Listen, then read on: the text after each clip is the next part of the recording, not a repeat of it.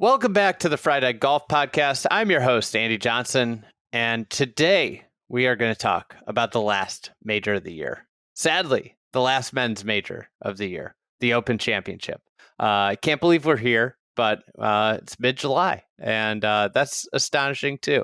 But we have a awesome major championship ahead, the 153rd Open Championship. It will be held at Royal Portrush, which we saw very recently, 2019 Open Championship host, which delivered an awesome major. It was, the first major that Royal Portrush had held in a very long time. It'll only be the third time that Royal Portrush has ever held the Open Championship. A awesome golf course, a truly delightful Open Championship venue. So this is a big week ahead. We will have a ton of stuff pouring out from both on the ground and just from observations from watching the telecast this week. So be sure to follow our various social channels, sign up for the Fried Egg newsletter.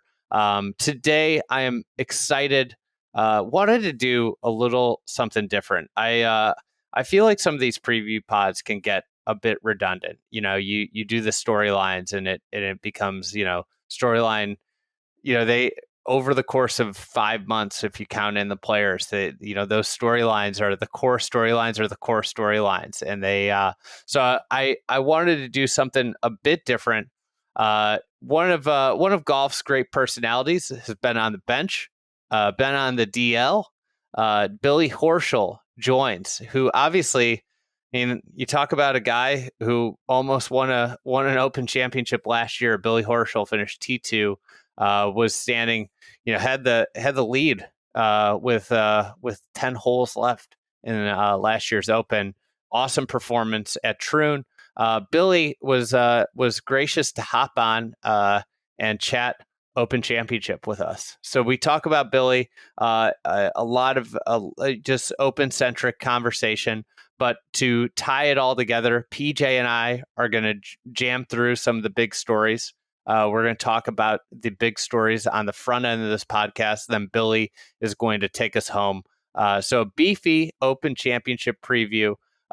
This week, the Open Championship, all of our coverage is brought to you by our friends over at Mercedes-Benz. Mercedes-Benz has been partnering with the Open since 2011. And the partnership is rooted in shared values, commitment to excellence, and bridging tradition with modern luxury. One of the things that we want to call out about Mercedes-Benz, I see these cars on the road. Every time I see them, I'm like, that's a nice car. Is the Mercedes-Benz SUVs. They are perfect companions for golf enthusiasts seeking performance, style, and space on the way to the course. And the GLS in particular, the GLS stands out as the pinnacle of this lineup. The GLS combines power and finesse, like any great golfer, power and finesse, and it's backed by 12 driver assist systems. It would have been perfect for golf if it was 14. Could have been the 14 clubs. But it's the 12 driver assist systems, nimble handling, cutting edge AI technology, and superb craftsmanship. The GLS reflects Mercedes-Benz philosophy to deliver the world's greatest vehicles. If you want to learn more about the GLS and the Mercedes-Benz full lineup of SUVs, visit mbusa.com. Big thanks to Mercedes-Benz. Check out mbusa.com and their full lineup of vehicles. All right, PJ, let's get into it. Is this the first time that you have been an audible guest on this podcast? No, one other time. I think the first episode of 2025, me, you, and Joseph did like 15 minutes on TGL before that started. Remember TGL? Remember when that was like a big part of our lives? Remember TGL? You got the frogs in the background now. I am. I don't have to remember TGL. I'm living TGL lifestyle every day. I just not a day I'm not thinking about my beloved ball frogs. And how we're going to improve from last year. It's been a great year for the Frogs on the actual golf courses. There's been a lot of wins, a lot of good finishes. In the TGL Thunderdome, not so much. But what would you rather have?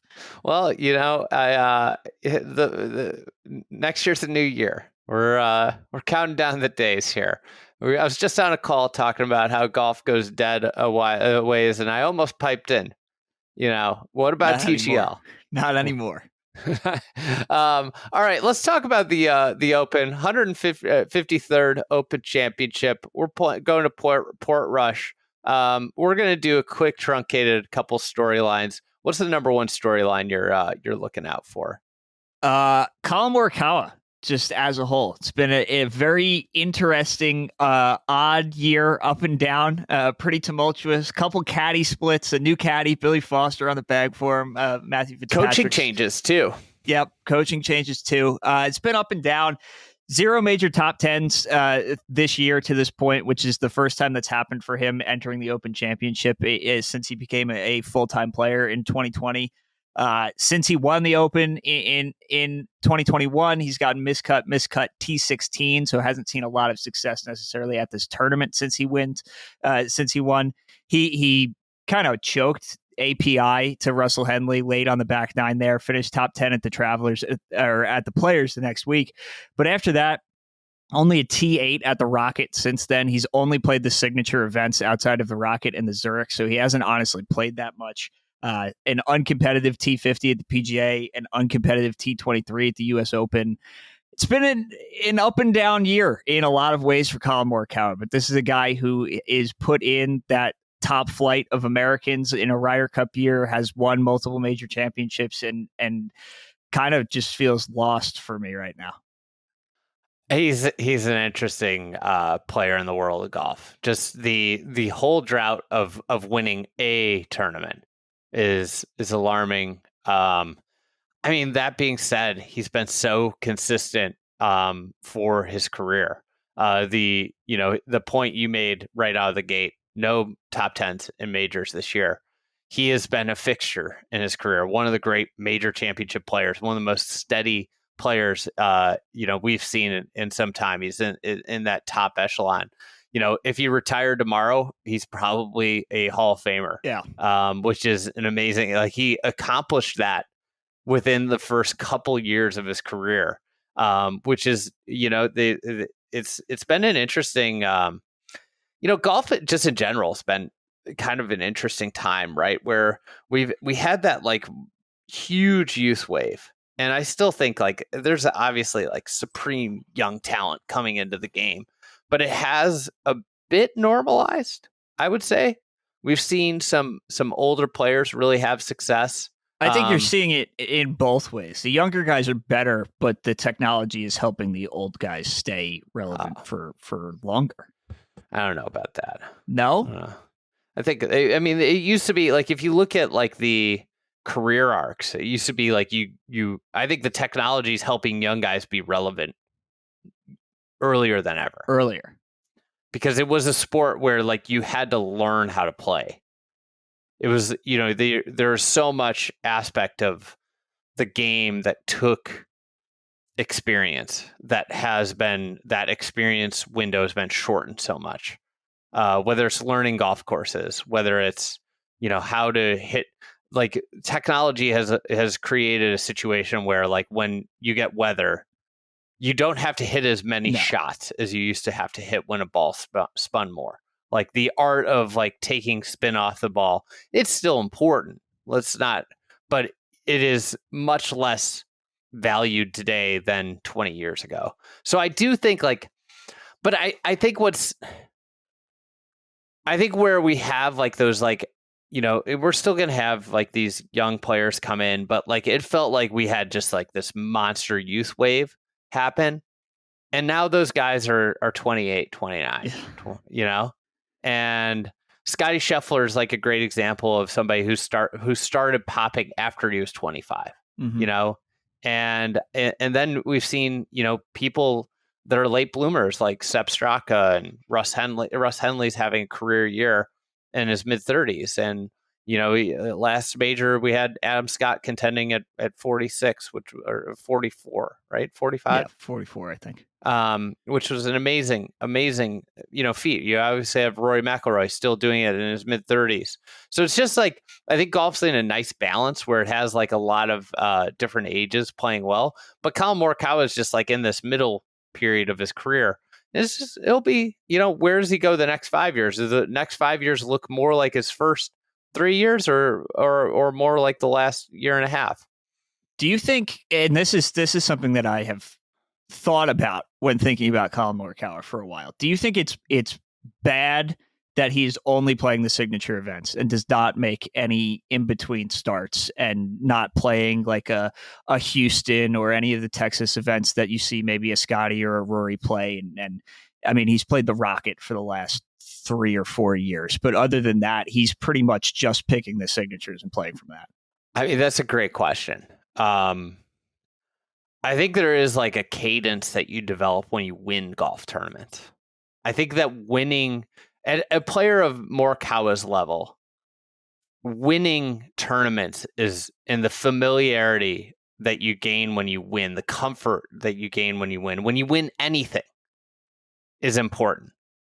And I think like we see it every year. Like Scottie cleans up every year a couple of just regular events. This year it was the CJ Cup, right? Where he cleaned up there, and it's like it gets him going. It gets him rolling.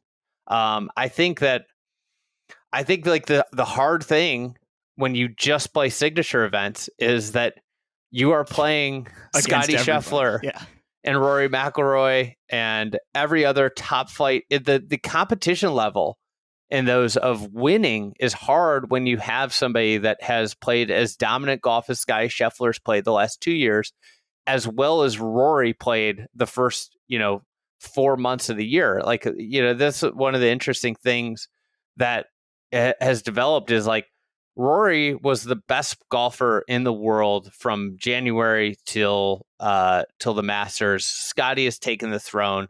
I guess this can lead in right into my first thing I'm watching. Rory and Scottie, they've run like parallel. We haven't seen them both at their best at the same time. Needless to say, like, the PGA Tour Player of the Year is kind of a joke, right? You win the FedEx Cup and you're probably going to win the Player of the Year. But like the actual Player of the Year, if Rory or Scottie gets it done this week, gets their second major, I would have a hard time believing either one of those guys isn't the Player of the Year, no matter what happens the rest of the year. Well, sometimes 2 majors isn't even good enough to win Player of the Year. Yeah, that's right. Like, last year was an interesting year because Scottie went absolutely bananas.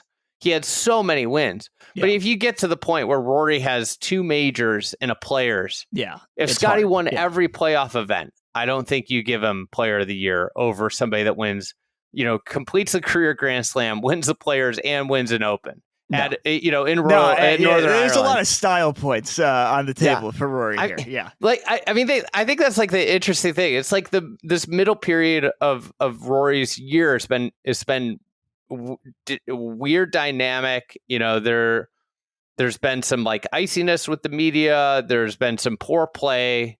I think everybody thought this relief would be off, and it had the opposite effect where it's like, what's the next mountain to climb? Mm-hmm. Here we go to a major championship in his home country, Northern Ireland.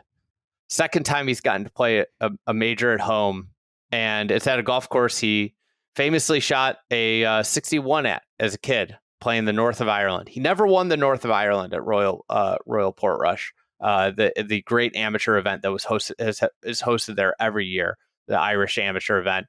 But like if he wins this. Now, like statistically, you're probably not going to say this was like one of the greatest years of golf. But in terms of emphatic, like just if you could, like if you just look at the accomplishments of the Pebble Beach, where a venue you never won at. Yep. The Players, completing the career Grand Slam at Augusta National. If he wins at Portrush, that's an incredible year. And then the added opportunity, he could win an away Ryder Cup at Bethpage Black. Yeah. Like there's like, this could be a crazy accomplishment year in terms of like highest of high type stuff. But again, if Scottie wins this, he is without a doubt the Player of the Year. I think that's one of the fascinating things is if either of these guys win it, they have had the best year in golf. and it's still an open case. Like, I think everybody's like closed the door to Scottie's, but like if Rory wins this, like, talk about like great like storybook stuff. Yeah, it would be hard to pick against, given all of the context of Rory's year. And it was something that everybody talked about, leading into the Masters, that also he had Quail Hollow on the docket, his favorite course in the world, as a potential major venue this year. This major, the 2025 major season, set up pretty well for Rory in terms of storylines and everything. And if you're able to check two of those boxes, you get the win at Pebble. He talked about venues earlier this week and what's important. Pebble Beach, obviously an iconic venue. It's hard. It would be almost impossible. Then you add the Ryder Cup on top of it. That would be hard to beat. But Scottie got his home game at Craig Ranch, just dominating the Dallas area. So maybe Rory has to win this week to compete with that. But Scottie is week in, week out. Like you said, if you just go total number of months, right, of Rory was the best player in the world from January through the middle of April, and Scottie's gone the rest of the year since then, then you start looking at, how many, if neither of them win, what is the debate? And Scottie's going to have the quote unquote belt for longer here and is probably going to pick this. And the analytics, again. Right? Yeah. Like, that's the other thing is like, what's interesting to me is like, Rory wins this week, say he doesn't play great in the playoffs. And Scottie plays great in the playoffs. Well, you're going to have like this. You're going to have this like amazing analytical versus like contextual debate. Be a great Miguel Cabrera winning the Triple Crown versus Mike Trout, who had every analytical his first full season, and Miguel Cabrera got the contextual MVP there. So it's a good point actually by you. Yeah, I think that's like actually like one of the great, kind of just sports debates in the modern era, is this like the push and pull of analytical versus, like the what the numbers say versus what the eye test or the story says, right? And that's what would make it such a fascinating debate. I think it's the career Grand Slam. It's only happened so few times, and you're adding the context of a potential win at Portrush. When you add the historical context that obviously comes with those wins, these are not just normal wins if they happen, then I think you're getting to the side where maybe the analytics don't matter as much. But if these were wins independent of the historical context, I think that equation changes greatly, at least in my opinion. Just something also to note with both of those guys. Scottie Scheffler, I think like one thing that I would say a lot of the great players have done is they've won multiple majors in the same year. If Scottie wins, it would be the first time he's done multiple majors in a year. For Rory, if he were to win this, he would join. This was Jamie. I brought this up on, I believe, before the U.S. Open about Rory. Jamie Kennedy did the numbers. A elite random, he called it a random club in golf. If Rory McIlroy won this week at Royal Portrush, he'd become just the third player in the last 50 years to win multiple majors in a year multiple times. Yeah. So it'd be Tom Watson in 1977 and 82, and Tiger, ready for Tiger? 2000, 2002, 2005, 2006. So you got a little bit of catching up to do to get to that mark. And then obviously Jack Nicklaus did that multiple times as well. So yeah, I think those two, that player of the year, I think that's what kind of like the Open, one of the added things of it being the last major now is it does have this who had the best year in golf kind of debate. And I think that's independent of whoever the PGA Tour decides as their player of the year. Yeah. Well, I was going to say, like, does the player of the year, like, at the end of the day, the actual official award, like, really matter? Like, is that the important factor, or is it the more, commonly accepted who had the best year? I mean, like an interesting thing was be like if Scottie won this, if Scottie wins this, like when we talk about 2025, 3 years from now, is that's a great Scottie question. the thing that we remember, or is still going to be Rory with the career Grand Slam?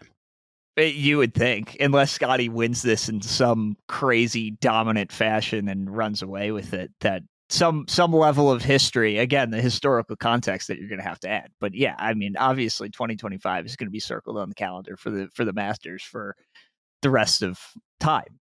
What do you have next? I have the defending champion at Royal Portrush, Shane Lowry. All right. Very interesting, season for him. Kind of not unlike Collin Morikawa. Had a T2 at Truist as his best result of the year. You're just hitting all the sad boys. Well, I'm not trying to be sad boys, but I'm trying to see where these guys are at. As of now, it's his worst major year since 2017. I hate to be the Debbie Downer bringing this all up, but he's fourth in strokes gained tee to green. He's second in strokes gained approach. His irons have been great this year for Shane Lowry, but I went and looked it up. His form coming into the Open in 2019 at Royal Portrush, it had T3 in Hilton Head, cut from the Zurich, T8 at the PGA, T28 at the US Open, and then won the Open Championship. His form coming in now, T18 at Hilton Head, the T2 at T12 at Zurich, T2 at Truist, which is his best finish of the year, cut at the PGA, T23 at the Memorial, T13 in Canada, cut at the US Open, and a T45 at Travelers. So he was trending a little bit, at least was around, it had a top 10 finish at the PGA heading into 2019, but has not had, outside of the Truist, any sort of success this year that would make anybody think that the title defense is even on the table at this point. It's a unique setup here. Like, I don't think usually you get a title defense in an Open or US Open or a PGA like this close. While you're still like in the top, arguably flight, a more accomplished, like, obviously the Open's a big part of his career, but like if you zoom out a little bit further, the last 18 months is the best golf that Shane Lowry's played in his career. Like, once he got over the putting thing with that Zurich win to now, is probably the best, highest world ranking he's gotten to, most, so it is a I think that dynamic's going to become a little bit more true with the US Open with their rota, their anchor sites, like Pinehurst is coming up quick again, and Pebble's coming up. It will be like in pretty quick succession. So, but like, that it's an interesting aspect of, like, you usually see these courses like spaced almost 10 years out, and in some regard, but this being just so close, so on the heels. And I think that's like actually like, subplot storyline of the Open. It's like they don't have a lot of venues. Yeah. Like I think we're going to get the Open Championship basically at the Old Course every 5 years from now. So 150, 155, 160. Like, that's the new cadence for the Old Course. Portrush appear like, because of the amount of fans they can fit, but also it is a world-class test of golf. But that seems to be on a fast track. The Open needs more venues. And on that, this will get to my second one, is the golf course. 2019, it was awesome. I think there was a lot of anticipation of it coming back to Northern Ireland. Obviously a country, an area of the world that, like, people ask, like, why didn't this happen like earlier? Well, it was a part of the world that was going through some of its own like issues. And it's an amazing place. I got to visit Northern Ireland in March of last year. Love the people, love the place. And Royal Portrush to me is like one of the greatest golf courses in the world. I think, like, somehow, like, in a weird way, like, you think about like where it is, it's like, I think it's pretty widely considered like a top 20 course in the world. Like, I think it might be like might be too low. I talk about this a lot with Matt Ruches from our team, and Brendan and Cameron, who we all played together.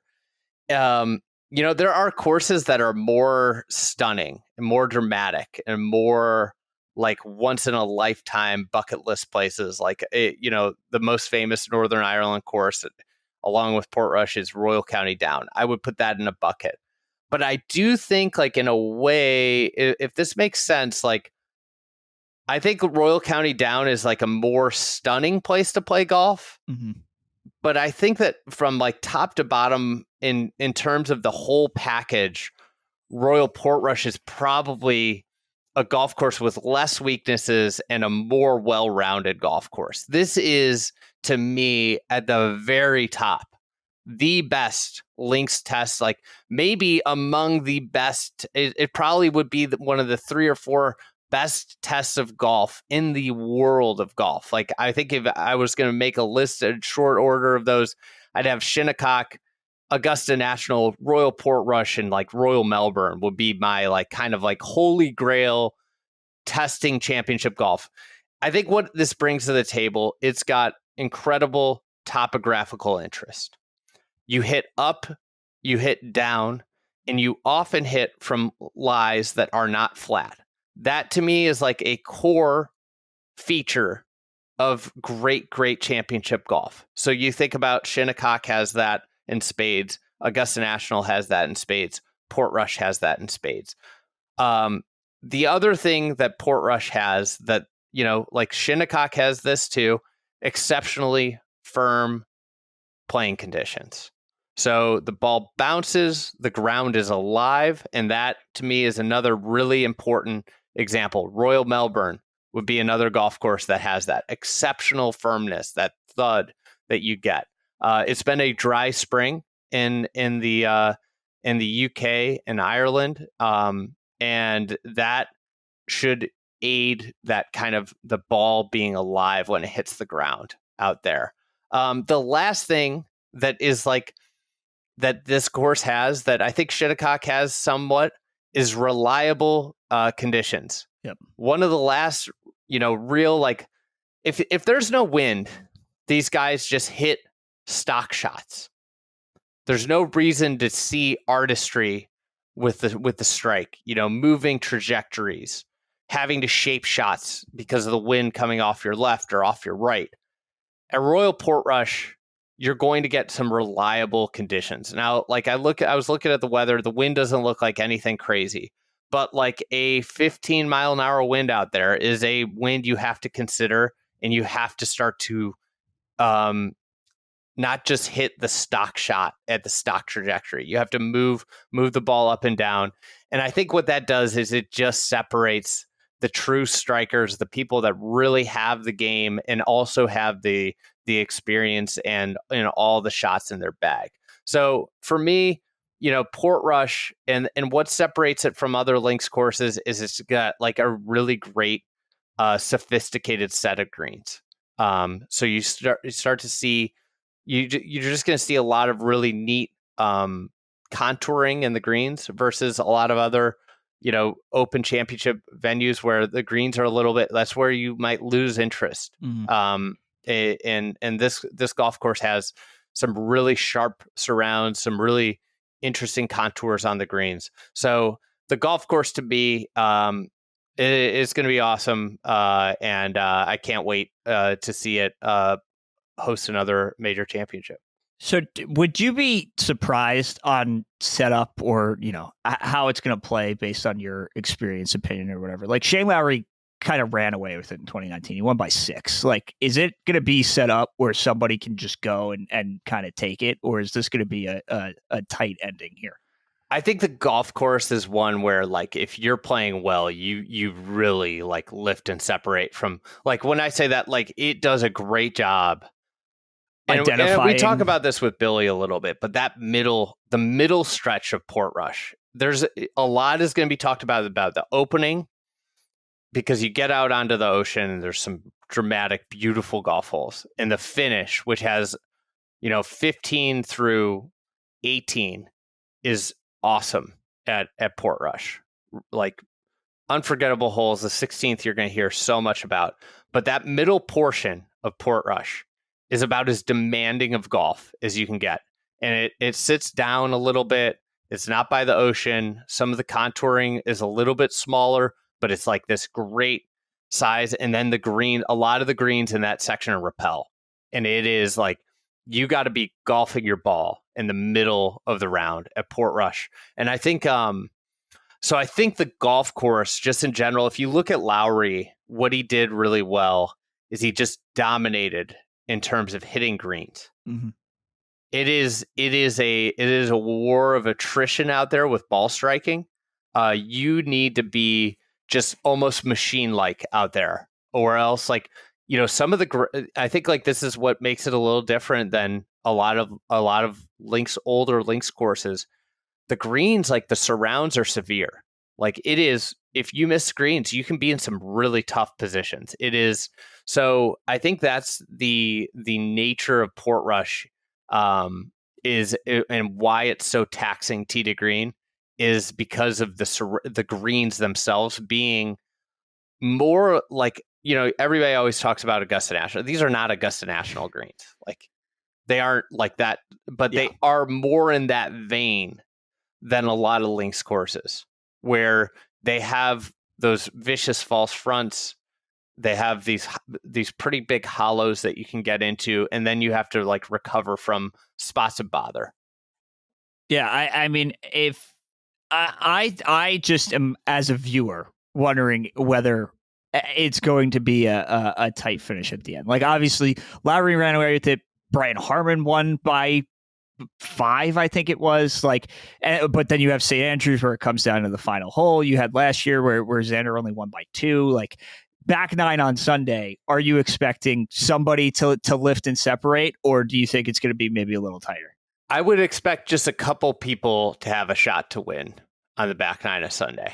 Is like one of those tournaments where you come in and it's like, you know, Pinehurst was this way kind of, right? Where you Pinehurst, you're like, well, Patrick Cantley might stick around for a little while, but yeah. Pavone was in the final group, but you know, but like you're like, okay, these are and that's what I like those tournaments the most, where over the course of the tournament, it becomes very clear this is the main act. This is who we're zeroing in, and it's like Sunday morning, the anticipation builds because it's like, okay, it's this guy, and this guy. Let's see who has it. You want the heavyweight bout. You want the fight. You want the fight card. Maybe the most memorable Open recently was the Phil Stenson duel, which was one of the greatest tournaments I've ever seen. You know, so that's on the table for this week, you're saying? Well, it's like that idea of that heavyweight. If you think about like the greatest majors recently, you know, you put Pinehurst in there. Obviously, Rory's Masters win is like, but like, you know, that was kind of more of like the emotional swings. But like, again, like it's set up. We thought that was going to be Bryson, a heavyweight bout, and then 10 guys had a chance to win by the end of it. Yeah. And but then you go back as like, you know, Phil and Brooks and in Oosthuizen at Kiowa was like, there was only a couple guys that were going to win that golf tournament. You know, and obviously Phil wins. You got the Phil Stenson one. You know, that is something that I think is a recipe for really memorable things. It's like kind of like the other tournaments have so much going on. It's hard to like fixate on exactly. They're chaotic, right? Which yields like, you know, like if you said, hey, Collin Morikawa's win at Harding Park. It's like, well, how many things do you want me to tell you about? Because there was a moment when I thought Matt Wolff was going to win. Yeah. There was a moment when I thought Scottie Scheffler was going to win, and that was like the emergence of Scottie Scheffler. And then there was like, you know, there's all these other guys. And then, you know, Collin Morikawa hit a shot, and all of a sudden he won. He had one shot that kind of just sealed it and went, oh, okay. There we go. That guy won. Yeah. So it versus like, I think like the benefit when you have a course that separates players out is that allows you to really soak in and think and feel the gravity and the importance of every shot. Mm-hmm.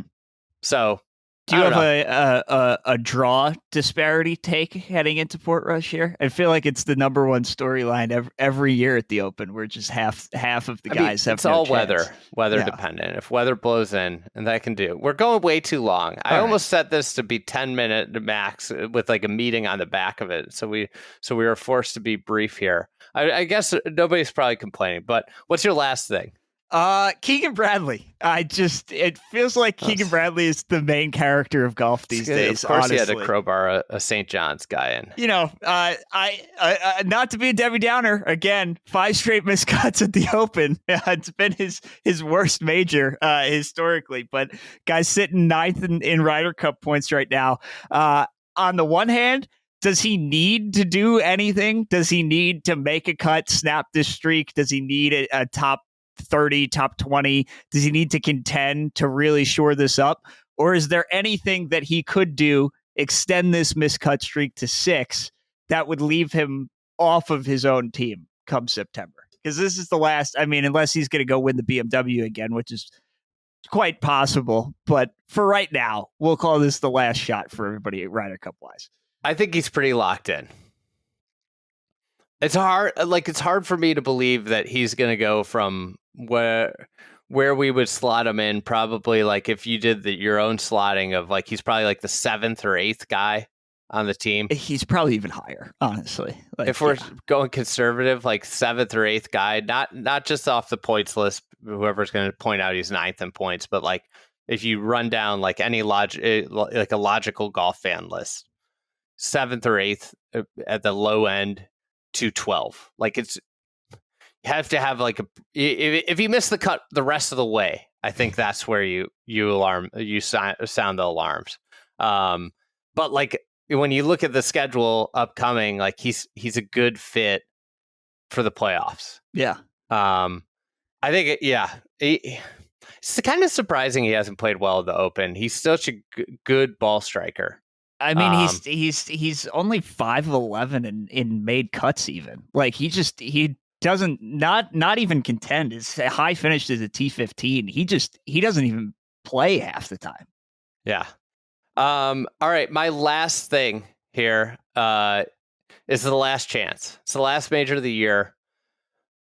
I think like society, golf culture, the majors over the last, call it 5-6 years, have just gained more and more significance.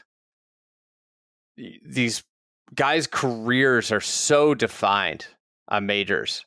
Billy kind of talks about this on the pod, and the struggle of playing majors, understanding like your expectation to win them.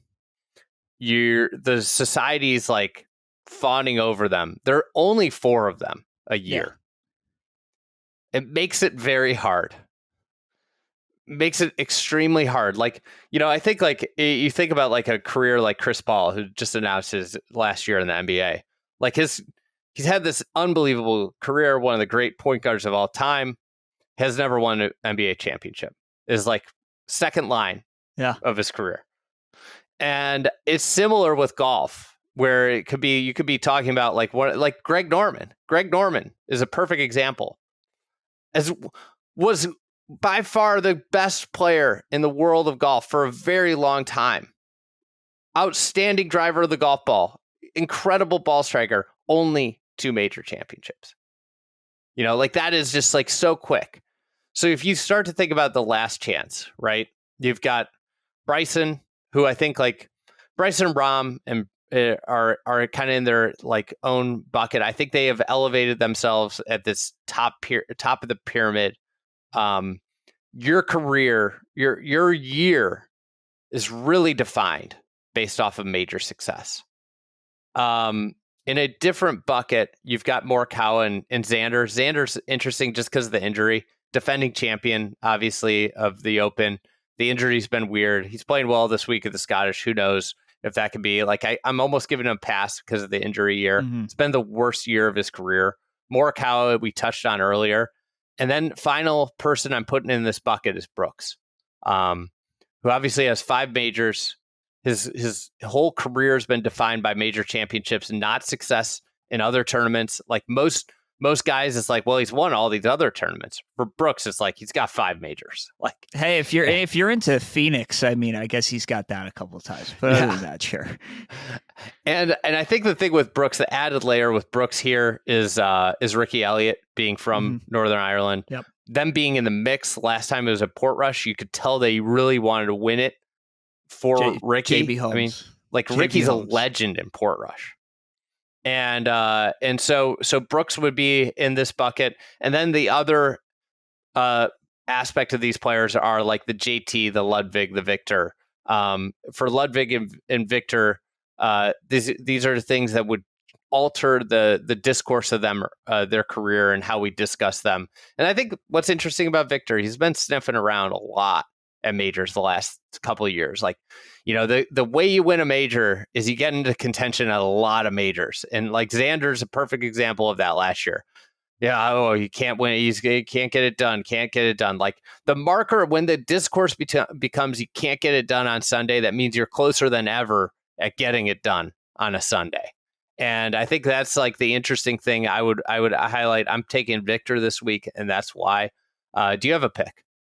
I'm taking Big Shot Bob, another guy who's sniffed around in Open Championships, US almost Open. Just backdoored his way into a U.S. Open. But I'm going Bobby Mack. He's been so good the last 2 months. Everything, that Data Golf page is very, very green for the last 2 months for Bobby Mack. So I think he's trending, and I feel pretty good, honestly. I don't know how great it is that it's the week after a Super Bowl, the Scottish Open, but that's my pick right now. All right. PJ, thanks for coming on and hitting the storylines. We'll kick it over to Billy. This was really fun chat. So I hope everybody enjoys the Billy Horschel, and we'll talk to you at the end here.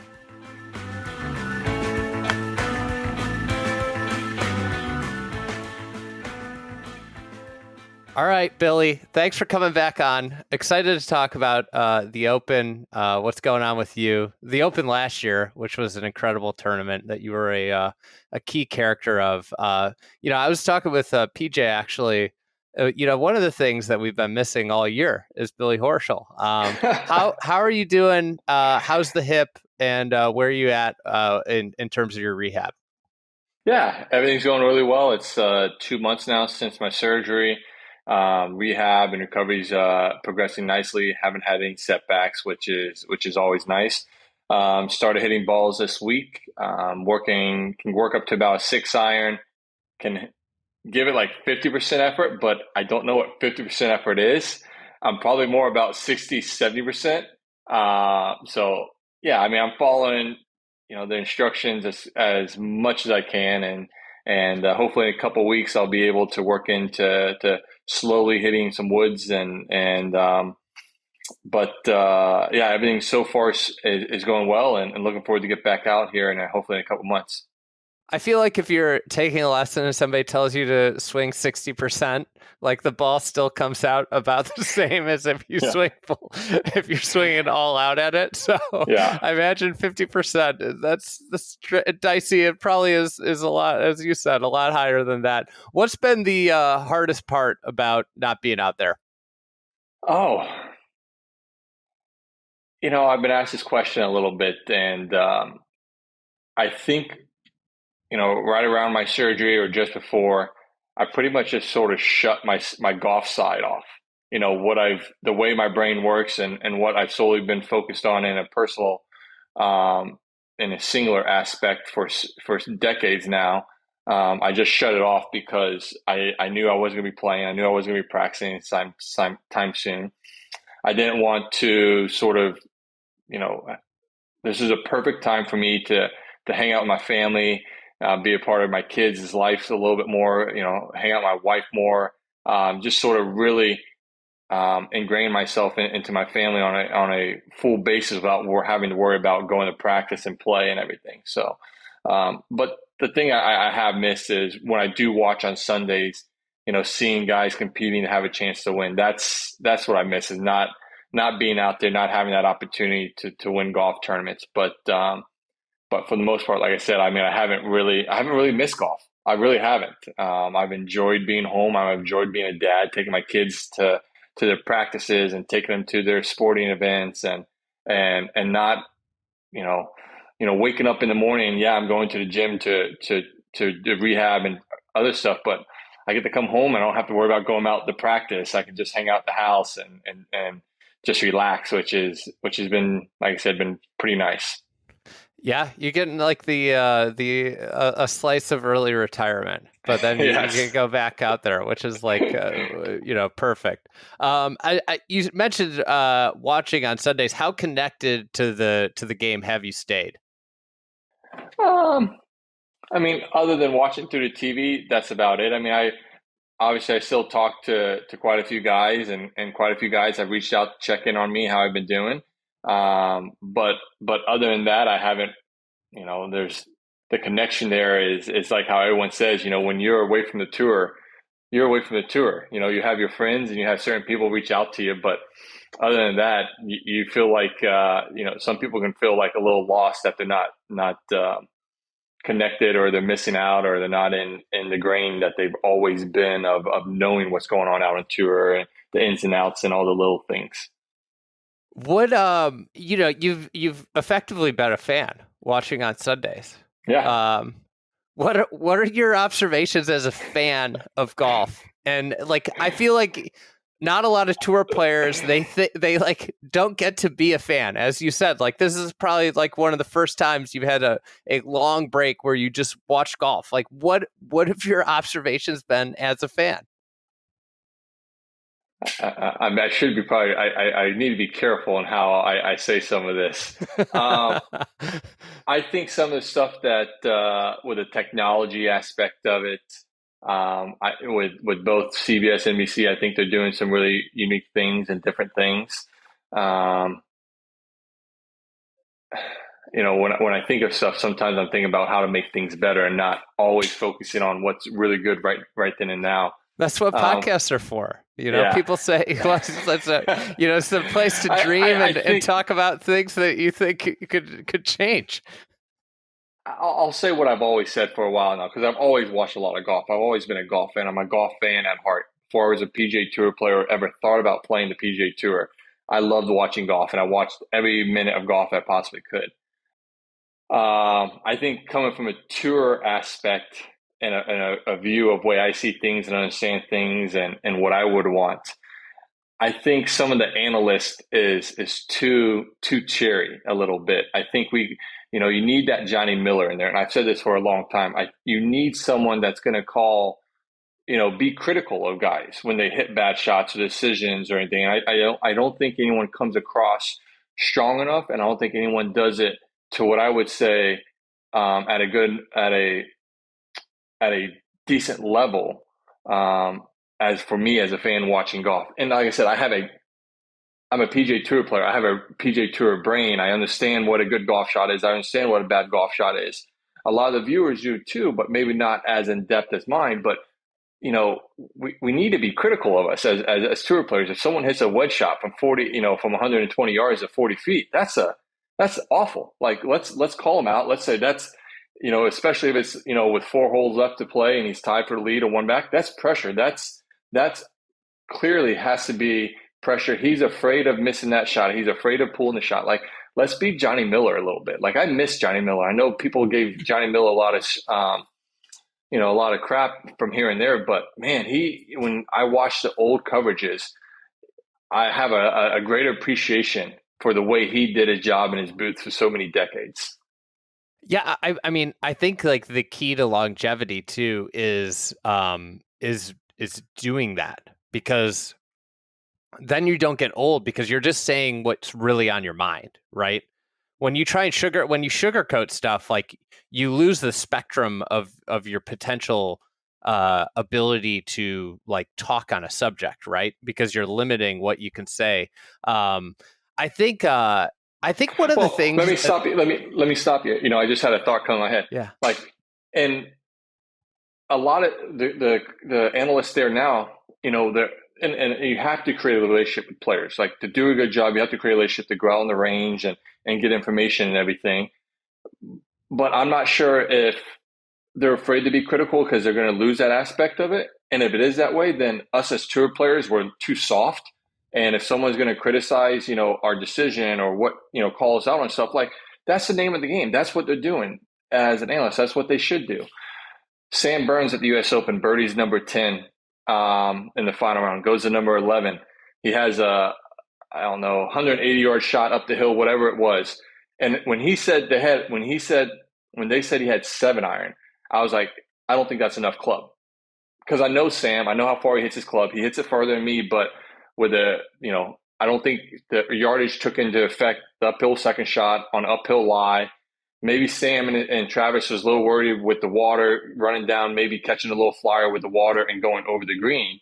But Sam comes up short, gets super unlucky to be plugged or be on that lip, however it was. But in my aspect of it, that probably should have been a 6-iron there. You got a lot of green to work with. 7-iron, is that enough to carry the bunker? Be a little critical. Like if I remember correctly, like that wasn't critical in that aspect there. I thought also in that regard, the tee shot was a real mistake too, because he in normal conditions, I think he hit 3-wood. Yeah, I think so. That was the right club, but the weather was like kind of like piss and rain, and the ball's not going anywhere, and you have to hit something, especially with how soft the turf is. You're worried about that creek that cuts through, but with how soft it was, the ball's not going to roll into the creek, and there was a misplay off the tee, and it was like all like, oh, bad luck. It was like, no, maybe a misplayed golf hole, you know. You can say a little bit of bad luck, but maybe the decision making, maybe the club selection off the tee, maybe the club selection to the green probably wasn't the right one. And yeah, you can look back after a shot, but before he hit that shot, I was saying 7-iron is not enough club. I don't think that's enough club. And maybe it's because I just saw someone before him hit a 7-iron come up short in the bunker, I think it was, or whatever. And Sam's hitting a 7-iron from maybe 5 yards further. I'm like, that's got to be a 6-iron, Sam. But there's, like I said, I think that aspect, like that's I think as fans and as players and everyone, like you want to show how great we are, and when we hit great shots, but when we hit bad shots or we choke or we do something that the pressure gets to us, or if you think it's a mental, he's got a little mental yip action, because of the shot he hit or whatever, like let's call us out on that. Like that just sort of creates a little bit of edge. And I think that's, it's something great that viewers would love to see. Like I said, I don't know. I grew up in the era with Johnny Miller, and I think Johnny Miller is the best. And I've always thought that way. Particularly the back nine on Sunday is like what you're talking about. You're talking about like what golf is. You're talking about the essence of golf is that by the culmination of the back nine on Sunday, you are at like peak decision making and execution moments where the margins just shrink down, and that part of it is because of what you're feeling as a player in that moment. Like you are amped up and you are going through this, like, you're trying to bring home in that situation the biggest win of your career for everybody on that board for the most part. And, like the execution, the decision making becomes so razor thin because, I think like every time I get done with a major, I just am like, God, like what's crazy is like a bounce here, a bounce there. You could talk yourself into like almost like 10 guys getting it done outside of the times where like, a player just runs away and is clearly the best, and that is what's amazing about golf and why some of those decisions need to be like scrutinized and looked at with like a fine comb. Like, did they do the right thing? Because that's the difference between, winning and losing. And I think for Sam Burns, like he hit some really good shots on that back nine, but he also hit some really bad shots. And the bad shots, like, he had on the, what was it? The short on 12, he hit one of the worst wedges I've seen like a pro in contention hit from, where he basically I think he missed the green on 12 from 90 yards, and it's like, that's just, not good enough in that moment. But let's talk about the Open. We'll talk about you in contention last year. This was an awesome weekend at the Open, just in general. I imagine that there are moments and shots that run through your head. I feel like when you play tournament golf, you get like these like vivid like movies in your head of moments from last year. Are there particular things that you think about often? The honest answer, no. No. See, that's good short memory. I mean, I can remember every shot I hit, and you know what I felt like, and the emotions I was feeling, and you know everything, you know, doing the shot.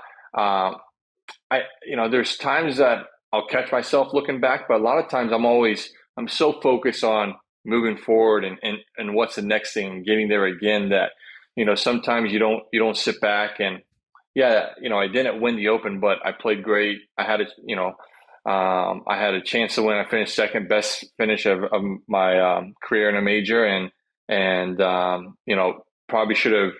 You know, when I look back at it, I say this every time, even after a win, I should probably enjoy this more and let it soak in and take it all in. But I'm always so much of moving on to the next thing. But I think some shots I think about is just some great bunker shots I hit. At the same time, I think about some awful iron shots I hit. I hit an awful iron shot in the final round on number 10. I hit an awful iron shot on number 16, the third round, my third shot. You know, I flared it right into the bunker and plugged it, but I hit a great bunker shot and almost hold it out. You know, birdie number 18 on Sunday, birdie 16, 17, 18 to finish. Yeah, I mean, there's shots that I can easily call, but I just don't go back and you know, yeah, I'm sort of caught off guard when it does come, when I am caught, you know, thinking about it. The Saturday round in particular was like one of the great, like just holding it together. It felt like just like keeping the ship going forward rounds in probably in your career.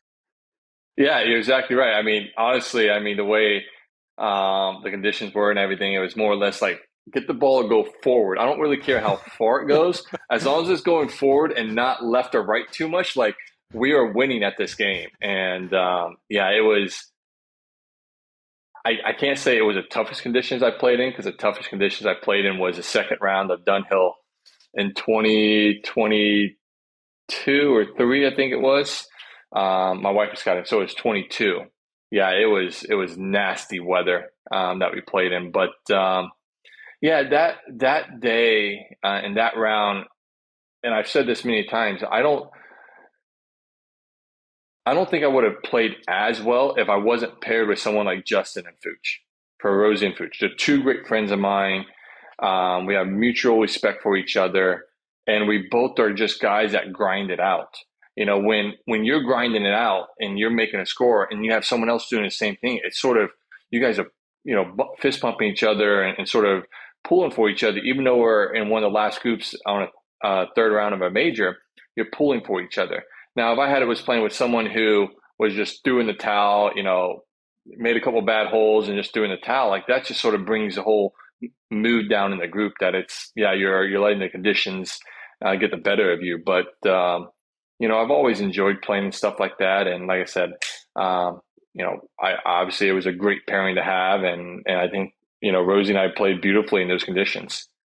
I think you hit on, you know, core essence of the Open. I think, you know, golf is unique in what you just said. Like you and Rosie are in the thick of it, both have a great chance to win late in a tournament that, you know, career defining moments for both of you. And because of the additional element of the Open, which is the elements, the idea of weather, you know, you're playing the course in any golf tournament. You're building almost like a house when you think about a 4-round golf round. And the first round's a foundation, just like, we don't screw this up, we've got a chance to build up, right?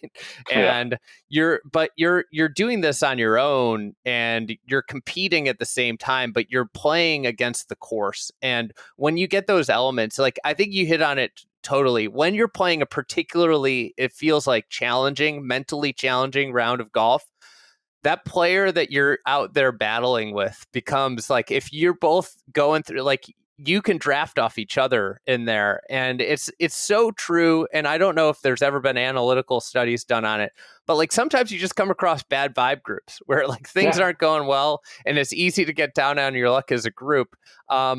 With the Open, when the elements turn,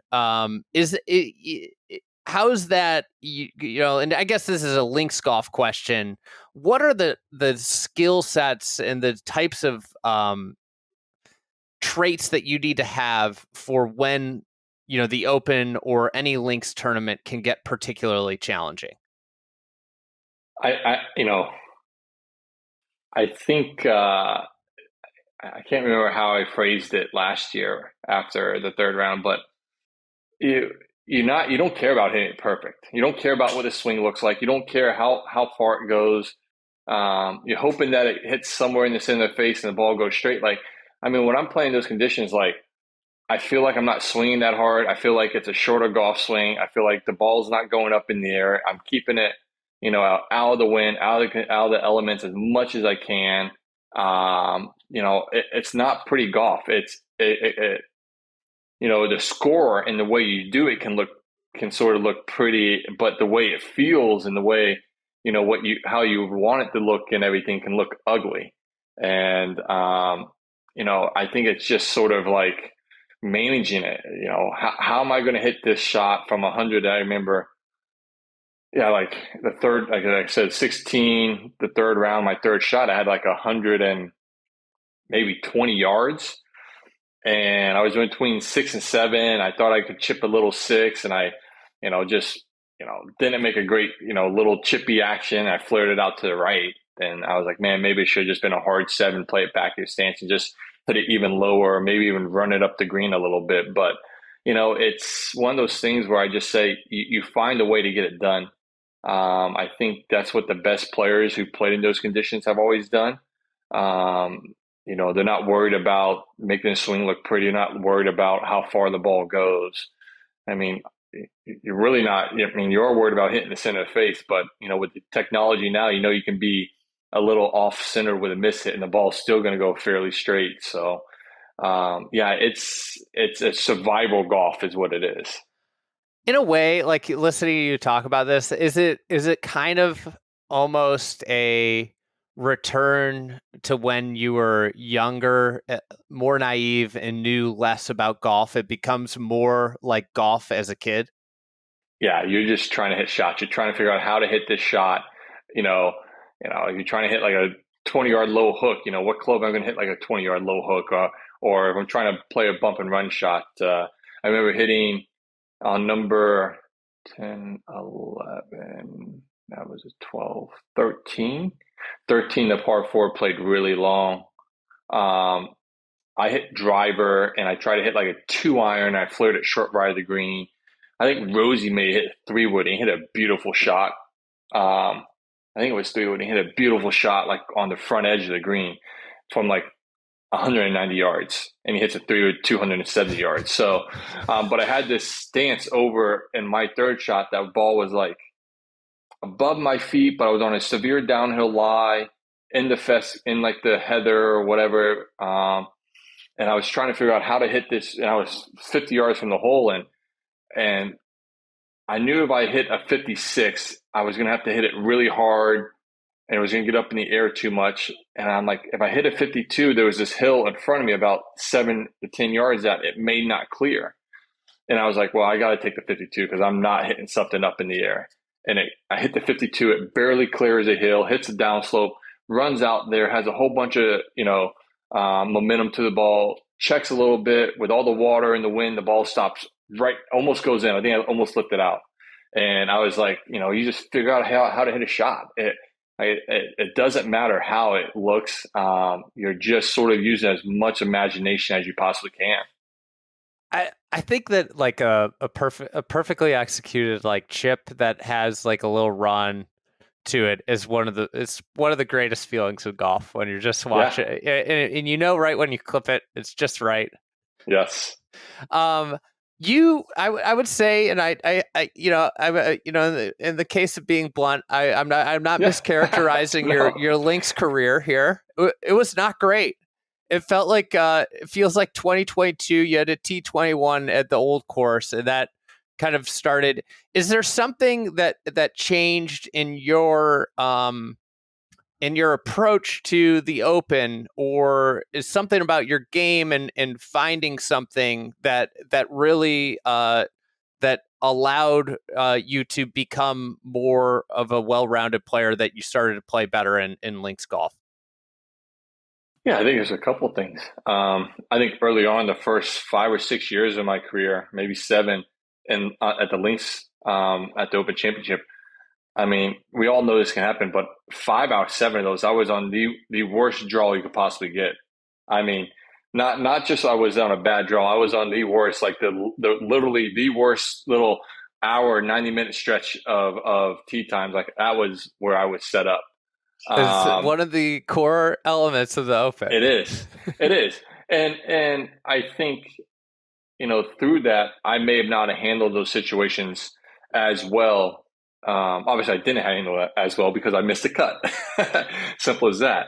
But I think the big thing was when I started playing the Dunhill Links Championship on the DP World Tour at the back end of the year. I love going over to St. Andrews, and I enjoy it so much. But playing 4 rounds of links course of golf, playing in conditions that in late September, early October in Scotland can be sort of iffy, really, improved, just my knowledge, my understanding. I always felt like I had the game, always felt like I had all the shots. It was understanding when to hit certain shots. It was understanding what a good score was, how to play certain holes in the conditions, and, just all that knowledge that you gain. And so that started in 21. I go to 22 at St. Andrews. I play really well. I had, unfortunately, 10 3-putts that week. That's on the green. That's not off the green. That's 10. So, that was a little bummer because I played really well. And I putted the worst I possibly could for 4 days. And then 23, where were we in 23? 23 would have been not Troon. 23, Hoylake. Hoylake again. That was one where I didn't play that bad. I just made a couple of bad swings. Didn't takes chances of momentum, but I felt comfortable with myself on link style courses, and it was finally nice to see a result happen in the Open, because I love the Open so much. I love the fans, I love the history, I love the courses, I love everything about golf over there. Like missing the Genesis this week, the Scottish Open, and missing the Open these 2 weeks. This is the first time in 2 months that I've actually been like, God damn, this sucks. Like I wish I was over there. I feel similarly. One of my two of my colleagues are going over. I'm not going over, and I'm just kind of like, oh God. And like, yeah, it's funny you say like going to the Dunhill. I spent a week in St. Andrews earlier this year, and it's like, if I were a pro golfer, and it makes actually total sense, right? Like this is one of the majors of the year, one of the 4 majors. And the Dunhill is like, it offers you an opportunity to go hang out in like one of the greatest towns in the world of golf. And during when school is in session, which I think like heightens, like when you go play an Open there, it's kind of, it's not really like the vibrant college town. Correct. But like the Dunhill week, the school's in session. It's this vibrant college town with like all sorts of culture. And it's like one of the coolest things. But as you illuminated, I mean, this is just opportunity to expose yourself to the type of golf. And I think like one of the things that gets like sometimes forgotten about golf is like so much of setup and golf courses, like types of golf courses, dictate who's going to play well. Like, I think it's like very interesting when you look at like US Open sectional qualifying, right? Like there are guys that just get out every year from the same site.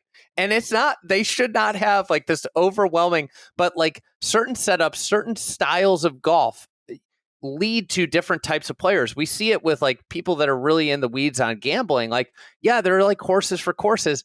And like, giving yourself the opportunity to expose yourself to the types of shots and gain that valuable experience on links golf. And I think like one of the things I'm fascinated by with the Open is like the average age of contenders in major championships in almost every major has gone plummets down, right? The older championships are the Masters, which has like a very complex course. And the Open is like the tournament that like pro golfers of all ages have like a shot, but it's actually like it's a really wide spectrum. If you look at it, it's significantly older, the average age of say the top 10 than every other major. And to me, like the vast majority of Americans have so little experience playing that style of golf, and that's why you see that average age tick up. Yeah, I think I tell all my friends, anyone I come across, when they ask about link style courses or playing over there, I was like, if you go over there, I'd be hard pressed if you came back and you told me that you rather play American courses more than links courses more, because I think it allows anyone of any level to be able to play well there. You don't have to fly the ball every time onto the green. You can run the ball up. You can bounce the ball up. There's other ways to get the ball closer. You can, in America, if a guy drives at 230, he drives at 230. He may only hit at 220. It rolls out 10 yards. Over there, depending on how much weather they've had, he can hit at 220 and he could run out 50 yards. And I mean, how nice. I mean, that's for anyone to be able to gain 50 yards and hit 5 less clubs into a green or 4 less clubs, like they're going to enjoy golf even more. So it's just so unique, and there's so many options and a way to play the game of golf. And obviously that's where it started, and that's how the game. I can't say ultimately should be played, because you can't recreate that everywhere in the world, but it's just the foundation of golf, and it's so fun to go over there because, like I said, and I tell guys, I said, try to hit shots. Listen to your caddy. If he's telling you to hit a 5-iron and sort of play like a little bump shot or a little half shot and only hit like 100 yards and let it roll out at 80 yards, like do that. He's telling you because he knows how this needs to be played. And I think the caddies make it such a great experience as well over there. It's funny, one of the players that's played well at the Open that's a young player. And he's like, it was a big story at Hoylake, was this Matthew Jordan who grew up playing Hoylake, right? Mm-hmm. And he's not, I would say, like, he's not like of the tier of world-class player, but like here he is, he's earned his spot in the Open now it's the second year in a row playing on an exemption of finishing in the top 12 of last year's Open. It's like experience on links golf is so important to playing. And I think there's like almost like an embrace of links golf that has to happen in order for you to play well. Like Phil Mickelson talked about this, like it took him a long time to like learn to love links golf. I'm kind of curious with the week of the Open, you go to these places. Is there anything that's different for you with like the town or anything that you do differently when you're over there than a normal week on the PGA Tour or a normal major week for that matter in America? Yeah, I mean, over there, majority of times, obviously, I'll have a house, and I'll have pretty much everyone on my team stay in the house, and through the years, we usually have gone out to dinner, and then we go to a pub and hang out for an hour, or we go to a pub before and have dinner, and then go to dinner. Like we get out of the house, and it's nice for me because I get my mind away from golf and just enjoying being over there and having a great time. And sometimes there's other golfers and caddies that we meet up with, and there's other times where we're just in there and the locals will come over and chat with us a little bit. And so it's a cool little aspect in the sense of that. It may be a little bit tougher over the last couple of years because of where we stay, and then there's so many, there's a good thing and a bad thing. There's so many fans that sort of stay in town, and you sort of get bombarded a little bit. But it is a cool aspect when you can just go hang out at a pub and just sit there, have a pint or two, talk with your buddies, If there's some locals in there that have been there for years and decades, they tell you stories, which some of their stories are so great to hear. So. Yeah. I can totally understand how it can be overwhelming if it's an area that like a lot of fans are staying in. It's where sometimes even the remote ones where there's very limited lodging, it ends up better because everybody like shuttles in and out and they aren't around after rounds. You brought up your team. I think like there's been some news lately, more high pro. I feel like we go in waves of high profile players making changes to their team, and it feels like this year is a high turnover team year, just in general. Coach changes, caddy changes. Is continuity one of the most underrated aspects in pro golf to you? Yeah, I believe so. And listen, I've made my fair share of caddy changes. Mm-hmm. Pretty much the coach I've had, the coaches have all been there and stayed there, but the caddies have come and gone a little bit, and more or less it's what I need over a period of time, like what I needed in that aspect, and right then and there for a caddy, like that's who I would hire, and that's what I got. And then I'd go out of that, and I would want something else from a caddy, and so. So I tell guys like it's okay to make changes in caddies, like because you got to find something that works for you and what you're looking for, and sometimes it takes a little while to go through a few changes with caddies. Now with the coach's aspect, I think if you've had success with a coach for a while, and let's say you go through a little rut, like you see a lot of guys change caddies. I mean, coaches like it's nothing like, oh, this guy's not good enough for me anymore. I've played bad the last 6-8 months. It's not working anymore, which is weird because it worked for so long. And yeah, you're going to go through a little lull, and you got to, this is where communication with your coach comes in and discuss, your goals and what you want. And you have to be open to hearing criticism from your coach, because you may have changed in how you being and how, he may be trying to coach you the same, but you're not listening the same. You're not soaking it all in, and you're not listening to what he's trying to tell you. You see that a lot, and you see when that happens, guys' games don't ultimately get better. Majority of the time, I think if you did the statistics, guys that have had coaches for a while and they've had success, and then they go through a little, low where it's not as good, they make a coach change. Majority of the time, it doesn't work out. I'm going to say better than 75% of the time, it doesn't work out. I mean, I could have easily made a coaching change in 23 when I was playing bad, and could have told Todd Anderson, hey, Todd, we've had, at that point, it would have been 16 years together. We've had 16 great years together. I think, it's time for me to go in a different direction. I'm just not sure if this is working anymore. And I never had that thought. Todd's one of my best friends. We had conversations, and I told him what I was struggling with, what I was expecting. He told me, some things about me. And so it was a great communication and open line that we've always had. And at the same time, why would I want to change when this guy for the last 16 years has got me to a high level where we've won at that point, 7 times on the PGA Tour, and we've won on the DP World Tour, and, we've made a President's Cup team together. Like, I've had a ton of success with him. Like, it's going to be pretty hard to find someone else that's going to duplicate that. But at the same time, what I also see with players is that they go to coaches and change coaches without understanding the way that coach teach, and they don't understand the way their body works, and the way that coach teach and what he does may not work with how your body, ultimately functions. There's some teachers out there that sort of work with what you have, and there's other teachers that are really stuck into their mold of, hey, we need to do this. This is how I think the swing should be, and your body possibly can't do that.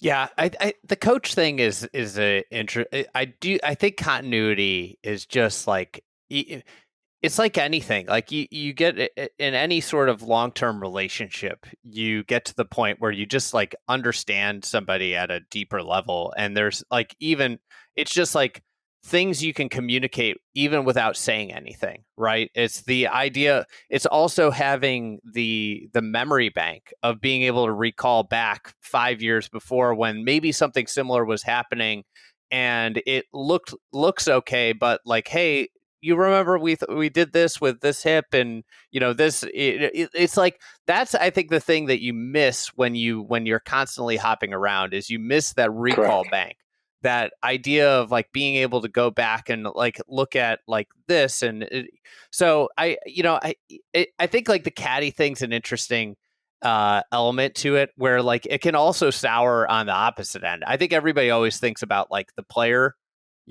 getting like, sometimes like the caddy can get tired of hearing the message from the player back, right? Because like a caddy's in a tough position where like they're dependent on the player hitting the shot, and Listen, I won't lie. I had a caddy fire me. I got fired by a caddy. Like, it was okay. And he's a great friend of mine. And we've had conversations since then, but he's a great friend of mine, and we still are. And, I understand at the moment in time, what was going on and the decision he made. I didn't, obviously it sucked because I thought this was going to be a guy I was going to be with for a while, but, ultimately it didn't work out, and it's fine. It's like I said, that aspect is so tough because you're with that person so much and you see them so much.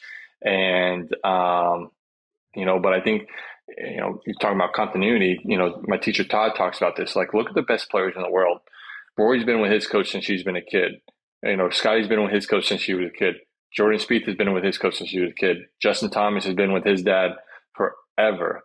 I'm trying to think of who else is in the top of the world here. Ludwig's been with his coach since he's been a while. John Rahm. John Rahm. He's been with Dave Phillips. Since he was in college. And so there is that, like you said, there is that memory bank of going back to things and trusting, and then there's just that unspoken stuff, like he understands you without you having to say anything. And Todd knows it with me. Like, when I get frustrated, when we're working, and there's times when I'm frustrated and he's trying to tell me something and I'm just not listening, like, he'll just be quiet, and he knows within 10 to 20 minutes, I'm going to get my panties out of a wad, and I'm going to realize, okay, what was that you were telling me, TA? Okay, I get that. That works. Yeah. I'll come back to him because I know what he's saying at that moment in time is correct, but there's just a wall right there where I just don't want to hear it. I'm frustrated. I just want to, hit balls as hard as I can and be frustrated and get all the frustration out. And then when that's all gone and insane Billy comes back, then he can start teaching me again. I think like what you hit on, continuity, like something I find interesting about the game right now is I feel like there's like a tier of players that have elevated up. And if you look at that tier of players, there's a simplicity, almost like even Bryson doesn't have a coach out there, with him like but like there is a simplicity to the approach to the game. And if you look at that, it's for the most part continuity and belief in what they're working on. And it's not, like Bryson did the speed thing, but he's been on the pursuit of like a lot of the core principles have stayed the same about how he swings the club, how he approaches the game. But like there is a simplicity, and that simplicity in the golf swing comes generally, I believe, from continuity of the thesis of what you're trying to build with a coach. I agree. And I'll add one little piece to it. Brett McCabe, who's my sports psychologist, you talk about belief in what you're doing. One little piece I'll add on to is ownership. Like, you own what you're doing. Like, I may believe what TA is telling me, and I may believe what I'm doing is correct, but until I fully own it, where I put it into my own words and my own fields, that really work, that is when I think it fully comes together. Because Todd may tell me something, and the way he's telling me to feel it or give me some feels or something like that, is correct. I've got to figure out my way of sort of putting that little puzzle together. Like, does the feel he tells me, is that correct? Or is that the feel I like? Or is there another feel? And TA is very, great at, if I say, hey, I understand what you're telling me and I understand this feel, but, I'm feeling it this way. And I'm like, if I'm feeling it this way, are we still getting the results that you want with my feel? And he's like, yeah. And so that I took ownership of that into my golf swing. Yeah, and as we saw at like the PGA, where Scottie's kind of going haywire on the front nine, it came back to a feel, right? Yeah. That idea of a feel, and that's what flips the switch and allows him to save. I think a lot about like that round, and it's like where Scottie's like impressive at this point in his career, maybe most impressive is his lack of scar tissue, right? Like he hasn't had a major moment where it's like, Yeah. oh man, Yeah, like he messed up. Yeah. yeah, And like he lost something. Yeah. that to me felt like the moment where like his career in his feel, the way he feels inside the ropes in a major championship could have changed. And because he turns it around there, he comes out unscathed, and it's still like he's perfect with 54 hole leads. Like he's like, like he's this guy that like nobody wants to see. And there's like, I feel like with golf, you're looking for that little like edge with someone. It's like, well, like, if you're chasing him, it's like, well, he did fumble it at Quail Hollow. Like this is, you're looking for hope sometimes. And Yeah. I think what's interesting with him now is like he heads to this tournament that, of all the majors, he's had the least success. But I mean, it's not like he's been bad. His game works everywhere. And he goes to this major, and it feels like, he almost won at Oakmont despite like having a pretty bad week on the greens, and he comes to this major, and it's like, God, like, it's just he's a quintessential perfect major player because of how simple the swing and the approach is. Yeah, it's the consistency in which he strikes the ball, consistency of his iron play. I mean, even when he's off, his distance control isn't that bad, or the dispersion isn't that bad. So it's very tight, and he gets away with it. And yeah, I mean, you said, as a competitor, like you're like, man, where's my hope? Where am I going to get it? And, if I was ever in a final group, I'm like, okay, if Scottie plays Scottie, it's going to be tough. There's no doubt about it. But, Scottie's prone to missing some short putts. Scottie's prone to, getting, when he's in greenside bunkers, hitting a shank or two, or hitting a bad greenside bunker shot. And so, and then, if, obviously he hasn't driven the ball as well as of late, going back to the PGA Championship and maybe even before the PGA Championship, maybe the week or two before. So maybe if he's driving it, if he's been a little off his driver, like I may be able to get a shot here or two away, if he hits a bad drive, depending on the situation. So you just, it's one thing I learned from Tiger is you just got to stay in it. You don't have to do anything special. Like everyone, he talked about, like everyone, when they played him, thought they had to do something special to beat him. And he didn't really do anything special. Yes, there would be times he went out there and shot a 65 or 67 in the final round, but you look at his final round scoring average, it's nothing like, jaw-dropping, but he let everyone else beat them. He let everyone, beat themselves because he knew that they felt that they had to do something special. And so if you have that mentality, like, okay, I'm just going to stay in it. It's the same thing when I play with Rory McIlroy. Rory's going to drive the ball great. Rory's going to do it. But if I stay in it and I don't make any mistakes and do anything stupid trying to, catch him, if he stumbles up, then I have a chance of catching him or beating him. Now, if he doesn't, hey, you know what? Maybe I have to do something at the end, the last 4 or 5 holes, whatever it may be, to do something and try and get him. But if I don't catch him, then it's tip of your cap. It's the same thing with Scottie Scheffler. It's just those guys that, is just sort of really special, and can be, I guess people would say, intimidating. People try to do more than what they are able to do above their ability. And as long as you can stay play within yourself and play your game, you're going to have a chance more than likely come the end, because that person may be realizing that a Scottie Scheffler or a Rory hey, man, he's not making any mistakes. He's not doing anything special, but he's just hanging around. And it's sort of like a little, what is it, insect or whatever, he's just always buzzing around you. You can't get rid of it. And then, they mess up and make a mistake and you take over. So it could be a flip side of that people don't think about. And that's the way I think about it. I say, I just want to be that little insect, that little nag, in their game, that I'm always there, that, if they don't continue to play, solid golf, I'm there to hopefully capitalize. I think that's great advice for anybody. The sport in general always it's a constant asking you to try and do something that's maybe outside your means, like even to your level, to the highest level.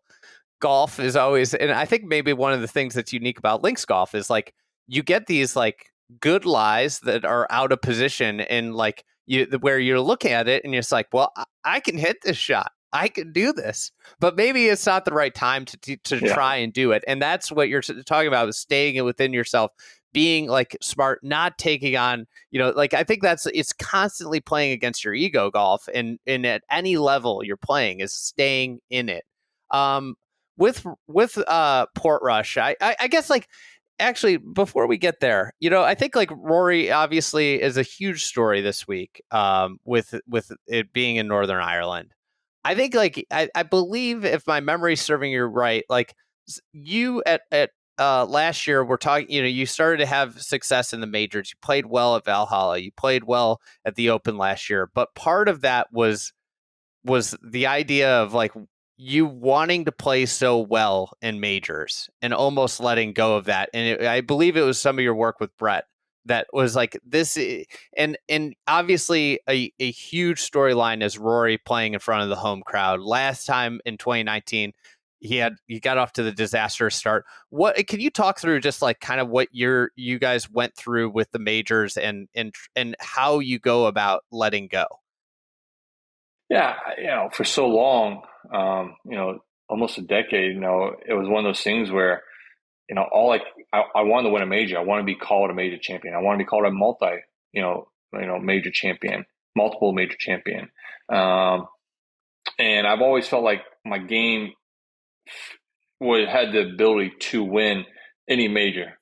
Yes, you sort of learn and you grow and you get better with your game. That makes it, even more viable in those majors. But at the same time, I have a perfectionist side. I always felt like to win majors, you had to be perfectionist. And obviously deep down, I know that's not true, but it was always tough those weeks to try not to be perfect. I would, even if I started out Monday, Tuesday, Wednesday feeling great and not thinking perfect, Thursday morning would come up and the perfectionist side would come out. And that obviously derailed a lot of my, not having more success in a major. But I think starting to work with Brett in 2018, I think it was right around end of COVID, the U.S. Open at Wingfoot was the first one that I felt very comfortable with everything. I played really well for 45 holes. I think it was in the top 10 with 27 holes left to go. And I just didn't play well. It wasn't that I got ahead of myself. I just didn't execute the shots nearly as good and didn't make the putts to stay in it. And so, but I walked away, even though I was disappointed because I don't think I finished that high that week. I think I may have finished 30th or something. I was like the first 27 holes of, not the first 45 holes I played really solid. I'm like, okay, hey, I know what I need to do now. And I always felt like going forward, the mindset was in the right spot. For the last 5 years, it was just now executing shots and timing. Listen, you've got to hit it well. You got to putt it well. We all know that, but making sure the game's in a sharp enough spot to be able to do that. And then I think one last piece that I sort of told Brett, it was last year coming off this point in 23, and obviously I started to play well early in 24, and I won at Punta Cana. And I think it was at PGA. I just said to him, I was along the lines like, I've always thought of myself, for a long time that I was going to be a major champion. Like I was good enough and I had the game, and that was something I was going to accomplish. But not that this is sort of like I'm giving up, but I just said I realized that there's a lot of people in the game of golf that have come before me that have had unbelievable careers that are probably better players than me over their career. Like they would be, pro careers, they're going to be considered a better player than me that didn't win majors. And, if when my career is done, if I don't win a major, I'm going to be disappointed, but I will still be very satisfied with what I have. And, I just said, look at Steve Stricker, look at Lee Westwood, look at Luke Donald. Even look at the guys who've only won one major. Adam Scott, Justin Rose, Sergio Garcia. I mean, it is amazing to me how tough it is to win a major. I mean, I've always known it is, but then when you look at guys that I would say are better players than me, have better careers than me, that have won a major or have only won one, you're like, gosh, it's not the end of the world if I don't win a major. And so with that, I realized I think that just allowed me to, I can't say be content because that's sort of like saying you're giving up, but it's not. It's just like I was content. If I went out there and I played the best I could for the next 8 years in majors, and if I'm not able to knock off one, that's fine. But I'm going to play these next 8 years of majors, going out there thinking I'm going to win, believing I'm going to win, and playing the game, playing the way I want in majors, the way I do in every other event. It's like acceptance of that. In a way too, is like you can play great and it cannot happen. Like Xander kind of went nuts last year, and it's not like you didn't lose the major, but you played great, and that's all you could do at a certain extent. And like a lot of I think that's what makes golf one of the most intoxicating games, is like a lot of the result is out of your hands, and it's what makes it maddening. It is. I mean, excuse me, after that final round, I was disappointed I didn't win. To have the best chance in my career in nearly a decade, and over a decade, to have a chance to win a major and to come up short. And I played really well for the first 7 holes. I was right there in position, and I just around the turn, I lost a couple shots, and then I gave myself some opportunities coming in. I just didn't make the putts to stay with Xander until the end before it was too late. I held my head up high because I didn't feel like I lost that major. I played that final round exactly the way I wanted and the way I felt and everything. I missed a short putt at 8. I hit a bad iron shot at 10. Other than that, I just didn't execute at the level that I needed to win. And you had someone like Xander who went out there and executed at a high level on those last 9 holes and played a beautiful round of golf, and he deserved the win. And so, I didn't sleep 1 hour or even 1 minute that night. I stayed awake all the way until I had to catch a flight the next morning, because it was just so much adrenaline and emotion and going through everything. But, I walked away with my head held high, like, hey, this is hopefully just a stepping stone. If I can put myself here, X amount more times, I think I'm going to get it done, because I've shown in my career, I don't have multiple, double-digit wins on the PGA Tour, but when I've gotten in the mix on the PGA Tour or the DP World Tour, I feel like I've got a decent percentage of closing out and winning tournaments. With Portrush and the Open being, we kind of you just talked through like the weight of these tournaments. Is there an additional weight with the last major of the year, whether it was the PGA at the early part of your career or the Open? Is there an added element to the last major of the year? No, I mean, for me, I never felt like there was, because I always felt like, hey, there's next year, there's another year. I think maybe when you get towards the end of your career, you may be thinking like, hey, there's not many majors after this. Like, there's there's a limit. The time's ticking and everything. And so, no, I never felt that way. And you mentioned Rory earlier and the pressure he felt in 2019 there. He talked about it. I expect Rory to play well. I think Rory is going to be energized. He's going to be amped up. I think. Obviously he's still going to have the pressure, because I think he wants to do well. He wants to win at Portrush. There's no doubt about it. He's spoken very much of that. And then when you have your good friend Shane Lowry, who won in 2019, you want to join your friend in winning at Portrush. So, but I think what Rory's gone through the last couple months is actually a good thing that will hopefully lead to possibly him playing really well at Portrush here this week. What do you remember from Portrush, the golf course side, and what makes it kind of a unique test in the Open Rota?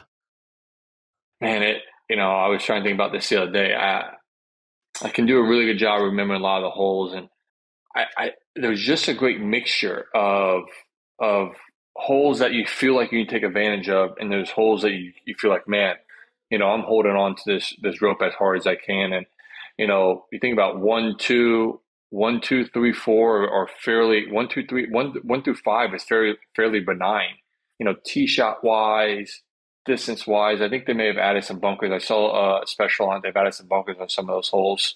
And then right around the turn, it gets there's some challenging holes there, I would say.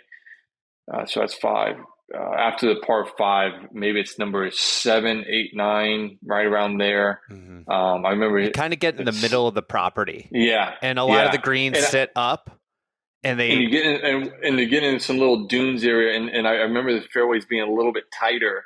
And when you get off the fairway, like there's so many little hollows there that you can get some really bad lies, if I remember correctly. It's just a great golf course. It really is. And I remember, is it 16 or 17, the long par 3? 16.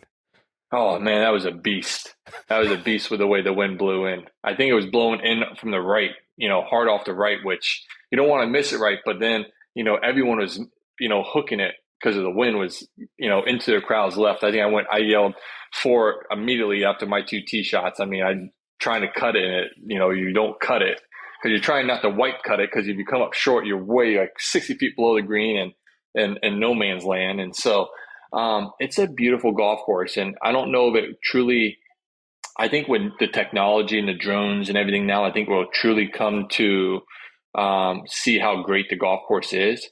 But I think it's just a great combination of challenging every aspect of the game, and the way, in every shot. And then you think about, I'm sort of jumping from spot to spot, but just some of the tee shots are like number 5, obviously is a fairway that slants like this, but the tee shot's here and the green's over here. And it's sort of, when you set up to the tee shot, sometimes you feel like you're aiming too far right, on that tee shot. You wind up pulling, and it's a par 4 that you can drive.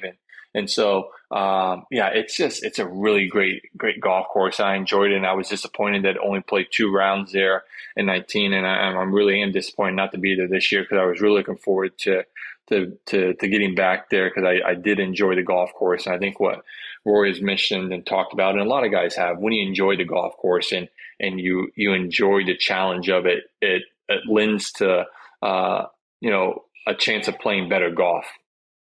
Yeah. When you feel activated, right? It's like your brain's really working. I think something that you alluded to that I hadn't really thought of is there's a lot of tee shots when you talked about 5, and I started to think about other tee shots where the fairway kind of just, 5's a drastic example, but they just kind of like move a little bit off the center, where you're hitting across it on an angle, and then you have like the great land movement that makes so many of those tee shots very uncomfortable, especially I feel like in that middle section of the round.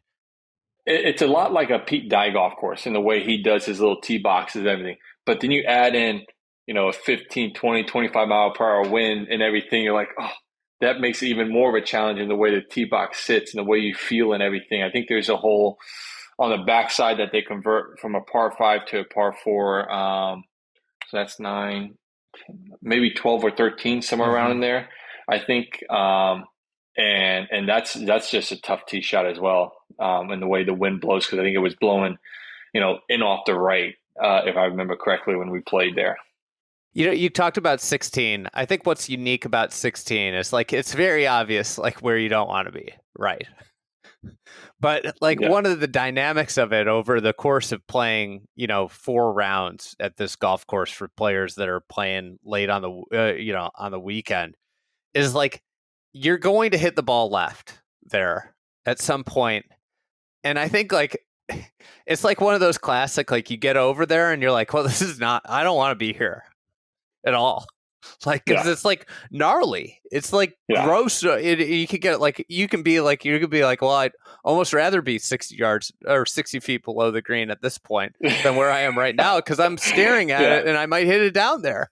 And And what I think's like so unique is like you start with like that. You're like, I'm just going to hit it over here. This is my target. And so much of golf at this point has become like, it's like the target and your dispersion.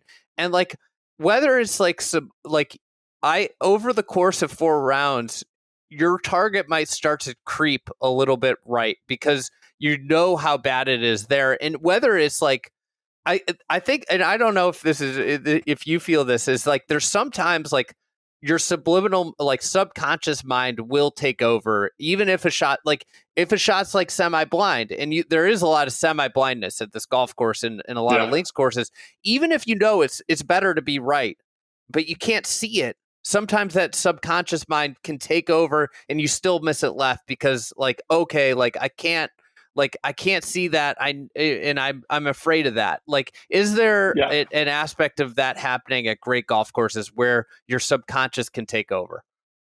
No, you're exactly right. That's where sometimes in practice rounds, if the wind's going to be coming a certain way, like if that wind's coming in off the right, you almost really, you want to hit one of those shots where you feel like you hit it good, you start it right, and the wind pushes it back to where you want. Or let's say you start it right and you hit it good, the wind doesn't push it, but it carries, and it carries to the front right of the green, or it carries that, the depression there that's, you got to carry, flying it to the green. You want to have that sort of comfort level over the shot that, hey, if I start this a little bit right, I'm still going to be okay, especially if I hit it solid. That's like last year at Troon, number 10, number 11, number 10, you got to aim it way left of where you think, and you got the wind pushing it pushing it to the right. And I remember in the practice on hitting like 3 with a driver, and I'm like, oh man, that's way too far left. And I get down there and it's in the fairway. And I was like, oh wow, okay, like that gives you comfort that I can hit the shot over here where I think it's not going to be in a good spot. It winds up in the fairway. Same thing on number 11. I remember, on Tuesday I went out early, and when I came to make the turn, the conditions got worse. It just got picked up, not rain, but wind. But it was coming the direction that we actually played on the weekend, in off the left. And I remember hitting a tee shot and pulling it. And if you pull it, there's gorse there that you can run through. And on the line I thought I was going to run through, I was okay. So it gave me, sort of my parameters, like, okay, I can hit it all the way this far left, and I can hit it all the way this far right. Like, it gives you that comfort level. I know my parameters. I know where I can, what my far left line is and my far right line is. It just gives you that comfort level over shots when, in certain conditions, or, you get nervous, at certain situations. One of the unique elements of some links courses is that out and back, which you hit on, like, and you might end up with a wind that you just hate. Like for me, I have fade the ball. I just cannot stand when I play a stretch of holes where it's off my left, and it's just like it just puts me in a blender. I hate it so much. And like some links courses, some of the rota courses, you're going to get hit with that wind over and over and over again. Yeah. Portrush is a little bit more complex of a routing, where it's a later, golden age golf course where the routing is like you go in different directions, you're meandering around. What is the uniqueness of that when you factor in the wind? What makes that tough versus like where you can just be in a bad wind for a stretch of holes and that can derail your round, versus the, when the course is just moving around a lot? I think, in certain aspects, like you said, left to right wind, if you got like 9 holes with left right wind, and like the first hole you play, you hit a bad shot in the left right wind, like, oh my God, I got 8 more holes. I've got to hit this shot again. Like, Portrush a little bit different because obviously there's like I said, the first 4 holes are sort of in the similar wind direction. It may move a little bit, but you get to some of the interior holes and you're like, oh man, the next couple of holes I've got the wind off the right, so now it can sort of balance you out, and you can sort of make corrections in the swing and try things a little bit to rectify when you get back into that left to right wind, or if you have an issue with the right to left wind. So I think there's a balance, and since the way the golf swing is, as a golfer, like you can come off the golf course and not feel like, hey man, I got to go hit balls because I've just been hitting in 25 mile per hour left to right winds, and I need to, get my swing sort of back to neutral again. out there, when you have the wind moving around, it can keep your swing in a little more neutral state. But at the same time, the great thing about some of these links courses is if I played 5 or 6 holes the same direction, I get a really good beat on the wind. Where now when you're moving around, sometimes you're not getting a good beat. Like if I had it in left to right on the first 2 holes, and next holes are down off to right or down off my left, like okay, like how much is the wind going to help now? And then if it changes 2 holes later, like you're sort of trying to figure out the effect, how much effect it's going to have on the golf ball a little bit. I think what's it, I never thought about I guess it's like that, like the swing getting like off neutral, right? And that is totally what happens in those, like when you get kind of out of sorts with the wind being just like hammering you. It's like I was playing horse with a neighbor the other day, and I knew he couldn't shoot left-handed. I just went lefty. I learned how to shoot with both hands. Like I'm just lefty, just hammering him to death on his weakness. Like that's what a wind can do when it's moving around. It almost like that's what you were talking about early in the pod, is like the experience, that like understanding where you can hit shots with different things, is when that wind is constantly moving around. It adds the layers of complexity. And like, you talk about if you watch basketball, like somebody watches DeMar DeRozan isolate and go to work in the mid range, they say he's in his bag. He's deep in his bag. That is being deep in a golfer's bag, is that like different, that wind constantly moving around and having to hit all these different shots. And I think what Portrush does particularly well is to different green sites, some sitting up where everything's rejecting away, some sitting down where you can hit something that kind of scoots into it. That's what makes this golf course to me like at the top of the open venues. Like if you've played a ton of opens, what would where would you put this in relation? Like, what are your favorite ones that favorite open venues? Man, that's a good question. I'm not going to give you what my number one is, because I don't even know what my number one is. I'll give you 5. Give it. Portrush. I think Royal Troon's a really good test of golf. I like that. Obviously, I'm biased. I play well, but I missed a cut there. And the first, when I played in 16, I think it was 16, I shot like 3 or 4 under the first day. And then I shot a bazillion the second day. I mean, Matt Fitzpatrick and we made the turn. We got the number 9. And I'm telling you, we played in some of the worst conditions. I mean, even worse than we played on Saturday. It was blowing even harder in 16, the last 9 holes. Of our second round. I think we both shot like 45 or 46 on the inward 9. Bad vibes situation. Yeah. And so I wasn't really happy going back there last year. And then I remember, Monday playing, I was like, man, this course is actually really good. I've just got to figure out this sort of, when this wind switches into us off the left, in the inward 9, how to play it. And it was perfect that I played Tuesday morning, and it switched, and I got to play it on the second 9 on my 18. But I thought it was a really good test. So Portrush, Troon, I think Royal St. George's is an awesome course. I know it can be a little quirky with the fairways and so many mounding and everything. It's a polarizing one. That one is some of the least favorite. Like I think if you poll players, that might be the highest least favorite. Yeah, I know, and I understand why, because you hit good golf shots, they'll get rewarded a lot. But I thought it was a really good test. Murfield is really good. I played it in 13, my first open. So those are 4. Could I find another one? Listen, I love St. Andrews. Yeah. I love St. Andrews, and I have it. I love the town. I love everything about it. I do believe, the technology has sort of nullified it. The challenge is so many wedge shots. There's so many holes you can drive with a driver now. So many stuff you can take out of play. But if the conditions get really bad, which I've played in the Dunhill, it's one hell of a test. I remember 14 is a perfect example, the par 5 there. I was playing with it with Terrell there, and who was I can't remember who my partner was. We were playing with it one year with him, and it was rainy and the wind was blowing in, and there was a bunker. When you're walking off the tee from the back tee, you have to walk. 180 yards to get to the fairway or 200 yards. Like, there's a bunker there once you get to the fairway. And I'm like, I remember playing it there in 15. Like, why the hell is this bunker here? Like, that makes no sense. And Terrell and I played Dunhill, and we both hit tee shots, and we both ended up in that bunker in the tee. And our balls only went 220 yards. And I understand why there's a bunker there now because of the wind direction.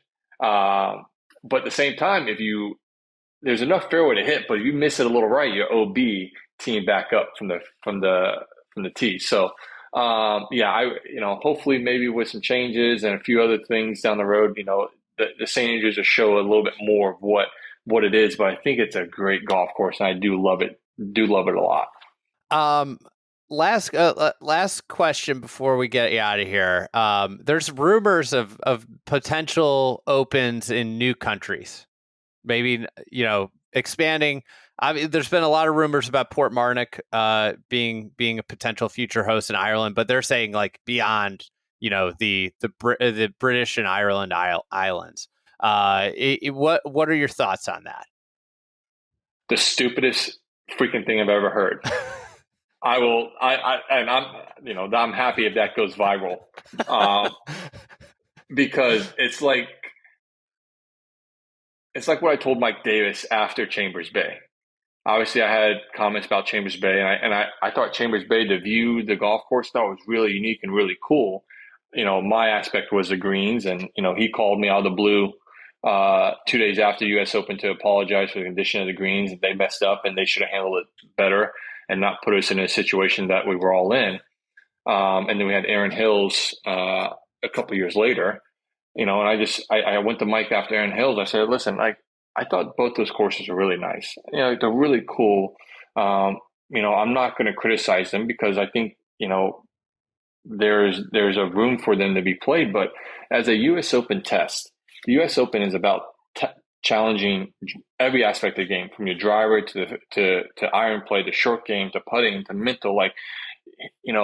Let's get back to what the U.S. Open is, and you have to drive the ball well to be able to play well. I like Pinehurst, and I think I'm okay with Pinehurst being in rotation because I think it's a little 50-50 in some of those lies when you get off the fairway, but I still think you do have a benefit for hitting the fairway more than if you get out of the fairway. But when we went to Chambers Bay and we went to Aaron Hills, we're playing these big wide fairways where really the who I consider myself a really good driver of the golf ball may not be long, but I was fairly accurate. That was one advantage taken away from me. You're going to move the U.S. Open or the Open Championship away from link style courses. And if you play them on, link style, maybe link style courses in other countries, it's not the same as being played in the UK.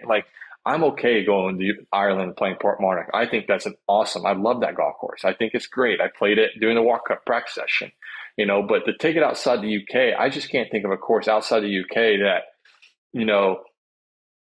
would fit, the feel and everything that is the Open Championship. That's just, it's asinine, and I hope it doesn't happen. I hope it doesn't. I mean, I'm old school. I want to see it always be played in the UK. Yeah, and an idea they proposed Australia, and it's well, wait, are we? Not that they've proposed floated. It's people not that they have, but some other people have talked about it. So if you go there in the summer, our summer, it's their winter there. Then all of a sudden you might have to go split tees, right? So you've lost one charm of the Open. Everybody goes off one, right? The long days. If you go even if you go closer to the equator, you might lose that daylight that you need at the Open to go all off one tee. And then if you go anywhere. Anywhere, you're losing the elements of being on a small island in the middle of the ocean, right? That present itself, right? The just the weather element of it. I'm for people trying new things and doing different things, but in certain instances, you got to stay within your framework and your parameters and what you have sort of your little niche and what works and what's been successful and what that particular championship or that particular tournament is about. And, I think we should, they've had going to Portmarnock in 2019 was obviously a first step. And I think that's great. And, we could maybe go down the Royal County Down. Why don't we go somewhere in Ireland? Like, Ireland has so many great link style courses. Like, let's just stay within the British Isles there a little bit, okay? Let's not get going to other land masses because, like I said, you lose a lot of the charm that is the Open Championship. And the one thing you will lose, which makes the Open so great, and it gets talked about a lot, but I don't think it's talked about enough, is the fans are so unbelievable and their knowledge of the game of golf. And, clapping for a shot when it was hit the 40 feet, they know that was a good shot from where you hit it. Like, they know what golf is. They know what a bad shot is. They know what a good golf shot is. And it's so cool to play in front of them and their knowledge. And, I enjoy that. I enjoy going over there, multiple times a year to play tournaments because they truly do make it enjoyable to play in front of fans like that. The culture, just the golf culture. One of my favorite things every time I'm over there is when you're in a town and you see a kid walking with his bag on his shoulders to the golf course, like from his house. Like, it's just like those things, like I can think of 10 of the occasions in my head, like just etched into my memory of like, and it's just like, God, that's so cool. Like, I grew up riding a bike to a golf course, right? But it was a good bike ride. Like, the idea of just walking from my house in town to a golf course that's just down the street is the beautiful thing. All right, I said it was the last question, but you brought it up. I'd be remiss. You played one of the great Walker Cups, Royal County Down Walker Cup. Favorite story, memory of playing? You're in your youth playing Royal County Down. Your team had Ricky on it, Dustin Johnson. Like, you look at that. There's 4 major champions, tons of bona fide tour pros. One of the great Walker Cup teams, and like a very close match. Yeah, listen, it was an enjoyable time. I think we were over there for 2 weeks, playing, courses around Ireland, and then made our way up the county down. I think it was awesome. I enjoyed it. Obviously, to be on a victorious winning Walk Up team was unbelievable. First time we had won over there, I think, since like 92 or 95, something like that, or 93, 95. There's probably tons of stories. I'll give you 2. Listen, I was 20 years old. Very brash, very cocky, very self-assured of himself. I remember Ricky and I were playing Rory and Johnny Caldwell on Sunday morning. We were 4 down after 5. We made the turn all square. I think at this point what I'm about to talk about, we were about 1 or 2 up in the match, and Ricky, I think on the 15th of par 3, hit an iron shot out to the right into this bunker, and it was a long bunker shot, and you're above the green, and everything. And I was up against the lip, and I hit this unbelievable bunker shot, came out perfect, lands on the green, and the ball's rolling down, and I come running down like a damn gazelle, hooting and hollering at the top of my lungs, like, go in, and the ball lips out. We make par. Rory and them had 20 feet. They make par. We win the match like 2-1. And obviously, like, I was brash. I was an idiot. I'm not an idiot, but I was brash. I as I said going in there, I said I was going to be the Sergio Garcia of the American team, of the U.S. walk-up team. And so I got paired up with Rory in the Sunday afternoon singles. We get up on the first tee. I hit a good drive, and he just unleashes on one, and it goes so far, and he's way down there. He can't have more than 7 or 8 iron in the green. And he hits an iron shot in there to about 15 feet. I've got like 7 feet for birdie. And he makes his eagle putt, and he yells at the top of his lungs, like, fuck yeah, let's go. Something like that. And like, I was like, oh shit, I'm in trouble. I was like, okay, I'm in trouble right now. And listen, we didn't know who Rory was. We knew he just won low am at the Open Championship at Carnoustie in 2007. We knew he was a good player, but, he didn't come over to the States and play. He was only 18 at the time. There was a lot of hype around him and everything. And, we all, thought he was good, but, I didn't know. I couldn't have told you that this is what was going to happen. I saw potential. I saw talent, but yeah. Time we just thought he was another player who we were trying to beat, and he showed me something on that Sunday afternoon singles that I walked away with, and I was impressed, and I respected the hell out of him. Yeah, that had to be an amazing experience playing that golf course in the Walker Cup. It's like you talk about like the infrastructure needed for championship golf, and Yeah, that's the only bad thing. It's like the thing that stinks, especially when it comes like the Opens become this like they value the fan, and like it's part of it. It's part of what makes it special. But it is also the downside is a venue like Royal County Down is unavailable given the modernization of major championships. Correct. And there's other venues in America that similarly where you just have small, like it commercially isn't as big of a success, and it's like that would be, to me, that would be up there in the top echelon of tests, because that I don't think there's much harder golf courses in the world than that, and more demanding is the right term. Yeah, I would agree with you. I think it's an awesome golf course, and it would be in my top 5 at links courses. I always thought I'd have top 5, so let's make it top 6. All right. Last. Who's your pick to win? Before we get out of here, if you had to make gun to your head, who's going to win this week? Oh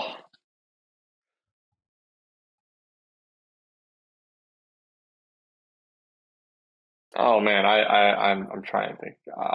I mean, there's a couple people that you can never go wrong. Nobody could ever doubt you. Yeah, no. I mean, I'm gonna say, the Irish will be shined upon once again. All right. So. All right. Anyone who's Irish, I'm going with anyone who's Irish. I think the Irish luck, and they're going to have Irish they're going to be shined upon again. I'm going to take Victor Hovland. I feel like he's been sniffing around a lot of majors. He's been there. He was there at the old course, obviously, and I just think he's bound to get one done here. Yeah, that's a good one. That's a good one. Billy, big thanks. We can't wait to see you back on the golf course. I was looking through the Ryder Cup standings, and that was the thing that I was most bummed about. Was like I think this year you would have been on the team given your form, and we miss you. We can't wait for you to come back and be back out there. And big thanks for coming on this podcast. Thanks, guys. Thank you.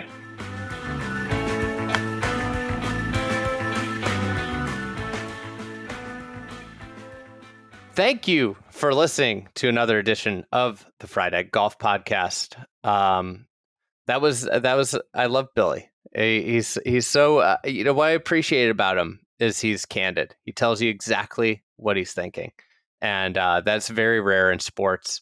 So Billy, it's a bummer that he's watching this week and not playing. It's a bummer when you look at the U.S. Ryder Cup team that he's not in the mix, because I think given the way he played last year, he was going to be squarely in the mix this year.